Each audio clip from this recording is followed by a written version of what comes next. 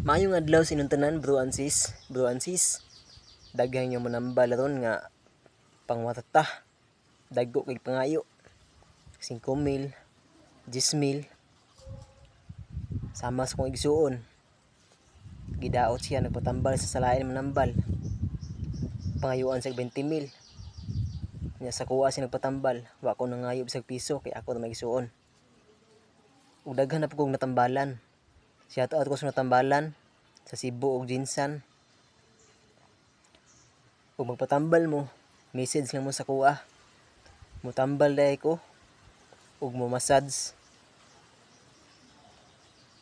Dili ko mangayo og dakong kantidad. Depende ra sa inyo ang sigon ra sa inyong kabubuton ug pila inyong ihatag sa kuha. Mutabang lang ko sa mga pobre, mga kabos. Ug daghang salamat. God bless. Amping mong tanan.